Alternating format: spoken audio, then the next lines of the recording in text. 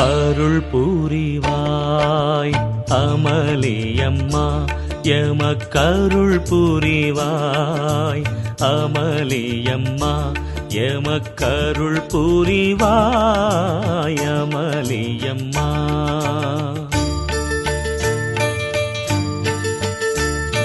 சர்வ ஜீவதயாவரணமா, சர்வ ஜீவ தயாவரணமா, கிருபை அருள் சம்பூரணமா, அருள் புரிவாய் அமளியம்மா, எமக்கருள் புரிவாய் அமளியம்மா, எமக்கருள் புரிவாய் அமளியம்மா.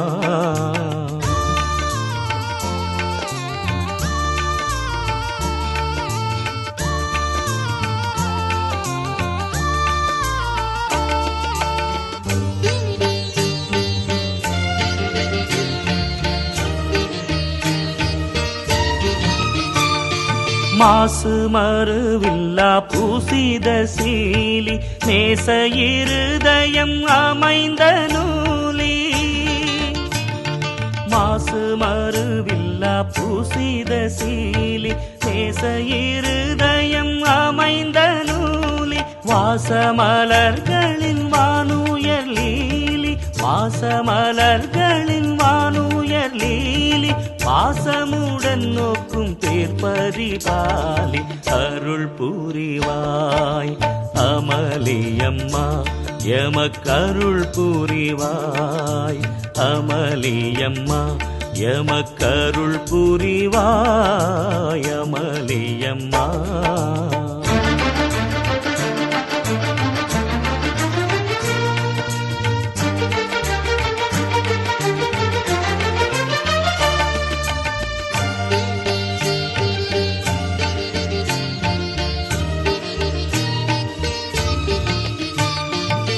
எப்பொழுதும் சுத்த கன்னியே தாயே, எப்பொழுதும் அருள் நிறைந்த தூயே. முப்பொழுதும் சுத்த கன்னியே தாயே, எப்பொழுதும் அருள் நிறைந்த தூயே. ஒப்பில்லா மோட்சலோகாரசியே, ஒப்பில்லா மோட்சலோகாரசியே. இப்புவி வாழ்த்தும் எங்கள் நல்ராணி, அருள் புரிவாய் அமளியம்மா, எமக்கருள் புரிவாய் அமளியம்மா, எமக்கருள் புரிவாய் அமளியம்மா. ஜூலை மாதம் 20ஆம் தேதி, பொதுக்காலத்தின் 15ஆம் வாரம், சனிக்கிழமை. முதல் வாசகம். இறைவாக்கினர் மீகா நூலிலிருந்து வாசகம். அதிகாரம் 2, இறை வார்த்தைகள் 1 முதல் 5 முடிய. தங்கள் படுக்கைகளின் மேல் சாய்ந்து தீச்செயல் புரிய திட்டமிட்டு கொடுமை செய்ய முயல்பவர்களுக்கு ஐயோ கேடு. பொழுது புலர்ந்தவுடன் தங்கள் கை வலிமையினால் அவர்கள் அதை செய்து முடிக்கின்றார்கள். வயல்வெளிகள் மீது ஆசை கொண்டு அவற்றை பறித்துக் கொள்கின்றார்கள். வீடுகள் மேல் இச்சை கொண்டு அவற்றை கைப்பற்றிக் கொள்கின்றார்கள். ஆண்களை ஒடுக்கி அவர்கள் வீட்டையும் உரிமை சொத்தையும் பறிமுதல் செய்கின்றார்கள். ஆதலால் ஆண்டவர் கூறுவது இதுவே: இந்த இனத்தாருக்கு எதிராக தீமை செய்ய திட்டமிடுகிறேன். அதனின்று உங்கள் தலையை விடுவிக்க உங்களால் இயலாது. நீங்கள் ஆணவம் கொண்டு நடக்க மாட்டீர்கள். ஏனெனில் காலம் தீயதாயிருக்கும். அந்நாளில் மக்கள் உங்களை பற்றி இரங்கற்பாய் இயற்றி, அந்தோ நாங்கள் அழிந்து ஒளிந்தோமே, ஆண்டவருடைய மக்களின் உரிமை சொத்து கைமாறிவிட்டதே, நம்முடைய நிலங்களை பிடுங்கி கொள்ளைக்காரர்களுக்கு பகிர்ந்தளிக்கின்றாரே என்று ஒப்பாரி வைத்து புலம்புவார்கள். ஆதலால் நூல் பிடித்து பாகம் பிரித்து உங்களுக்கு தருபவன் எவனும் ஆண்டவரின் சபையில் இரான். இது ஆண்டவர் வழங்கும் அருள்வாக்கு. நற்செய்தி வாசகம். மத்தேயு எழுதிய தூய நற்செய்தியிலிருந்து வாசகம். அதிகாரம் 12, இறை வார்த்தைகள் 14 முதல் 21 முடிய. பரிசேயரோ வெளியேறி இயேசுவை எப்படி ஒழிக்கலாம் என அவருக்கு எதிராக சூழ்ச்சி செய்தனர். இயேசு அதை அறிந்து அங்கிருந்து புறப்பட்டுச் சென்றார். பலரும் அவருக்கு பின் சென்றனர். அவர்கள் எல்லாரையும் அவர் குணமாக்கினார். தம்மை குறித்து வெளிப்படையாக பேச வேண்டாம் என அவர்களிடம் அவர் கண்டிப்பாக சொன்னார். இறை வாக்கினராகிய எசையா உரைத்த பின்வரும் வாக்குகள் இவ்வாறு நிறைவேறின. இதோ என் ஊழியர், இவர் நான் தேர்ந்து கொண்டவர், இவரே என் அன்பர், இவரால் என் நெஞ்சம் பூரிப்படைகிறது, இவருள் என் ஆவி தங்கும்படி செய்தேன். இவர் மக்களினங்களுக்கு நீதியை அறிவிப்பார்.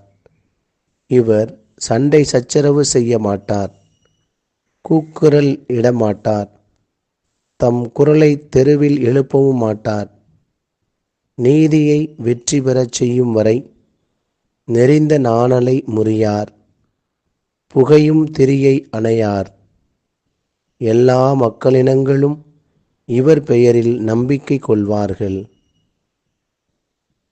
ஆண்டவரின் அருள்வாக்கு. கிறிஸ்துவே உமக்கு புகழ். பிரியமானவர்களே, வரலாற்றில் எத்தனையோ அரசுகளும் பேரரசுகளும் அழிந்துள்ளன. அவற்றுள் ஒன்று ரோமை பேரரசு. அதன் அழிவுக்கான காரணங்களுள் கீழ்க்கண்டவையும் அடங்கும் என்று சொல்லப்படுகிறது. முதலாவதாக, ரோமை பேரரசு அழிந்து போவதற்கான முந்தைய காலகட்டங்களில் செல்வச் செழிப்பிற்கான மோகம் அதிகமாகவே இருந்தது. எல்லோருமே வளமையின் அடையாளமாக பணத்தையும் செல்வத்தையும் குவிக்க முயற்சித்தனர். இது இரண்டாவது பிரச்சனைக்கு இட்டுச் சென்றது. ஏழை பணக்காரன் பாகுபாடு அதிகமாகியது. செல்வத்தின் மீதான பற்றும் பாசமும் பணம் படைத்தவர்கள் மற்றவர்களை ஏமாளியாக்கி தங்களை இன்னும் வசதி படைத்தவர்களாகவும் ஏழைகளை இன்னும் வறியவர்களாகவும் மாற்றியது.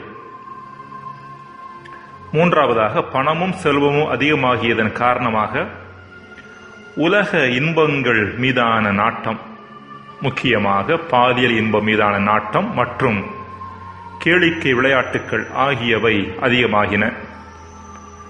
ரோமை பேரரசின் கடைசி காலங்களில் பாலியல் இன்பம் மற்றும் கேளிக்கை விளையாட்டுகளுக்கான வேட்கை அளவுக்கு அதிகமாகவே கோலோச்சியதாக சொல்லப்படுகின்றது.